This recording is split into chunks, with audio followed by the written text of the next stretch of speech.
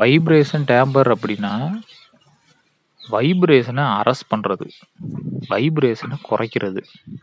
சரி, வைப்ரேஷன் எங்க ஏற்படும் அப்படின்னா, கிராங்க் ஷாஃப்ட்ல ஏற்படும். கிராங்க் ஷாஃப்ட்ல ஏன் ஏற்படுதுன்னா, கிராங்க் ஷாஃப்ட் மேல கனெக்டிங் ராடு பிஸ்டன் வந்து கனெக்ட் ஆயிருக்கு.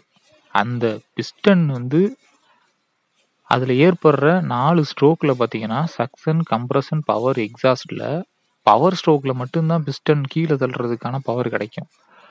இந்த 4 சிலிண்டர்லயுமே ஒண்ணு விட்டு ஒண்ணு தான் பவர் கிடைக்கும். அப்படி கிடைக்கும் போம்போது, விட்டு விட்டு பவர் கிடைக்கிறப்ப, அந்த வைப்ரேஷன் வந்து பிஸ்டன் வழியா கனெக்டிங் ராட் மூலியமா கிராங்க் ஷாஃப்ட்டுக்கு தான் வந்து அந்த வைப்ரேஷன் வந்து கடத்தப்படும். அப்ப விட்டு விட்டு கிடைக்கிறப்ப, வைப்ரேஷன்னால அந்த கிராங்க் ஷாஃப்ட் உடைய வாய்ப்பு இருக்கு. அந்த வைப்ரேஷன குறைக்கிறதுக்காக ஃப்ளைவீலுக்குள்ள இந்த வைப்ரேஷன் டேம்பர் அப்படிங்கிறது உள்ள ஃபிக்ஸ் பண்ணியிருப்பாங்க. இப்ப 4 சிலிண்டர்னா 4 சிலிண்டருக்கு ஏத்த மாரி, 6 சிலிண்டர்னா அதுக்கேத்த மாரி, 8 சிலிண்டர்னா அதுக்கேத்த மாரி, இந்த மாதிரியெல்லாம் கால்குலேட் பண்ணி, அதோட வெயிட் கால்குலேட் பண்ணி, இந்த மாதிரி என்ன செஞ்சிருப்பாங்க, இதுல இதுதான் வந்து இன்னர் வெயிட் அப்படிங்கிறது.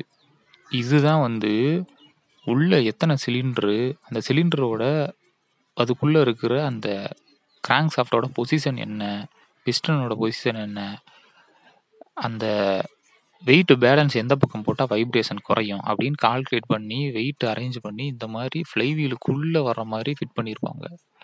அத வந்து ஹப்பு மூலியமா போல்ட் போட்டு கிராங்க் ஷாஃப்ட்டோட ஒரு எண்டுல ஃபிக்ஸ் பண்ணியிருப்பாங்க. இது யூஸ் பண்ணாம இன்ஜின் வந்து தயாரிச்சாங்கன்னா, கிராங்க் ஷாஃப்ட் உடைஞ்சிரும். அதுக்காக தான் இந்த மாரி வைப்ரேஷன் அரஸ்ட் பண்றதுக்கு தான் இந்த மாரி வச்சிருக்கிறாங்க. உங்களுக்கு புரியும்னு நினைக்கிறேன். Thank you.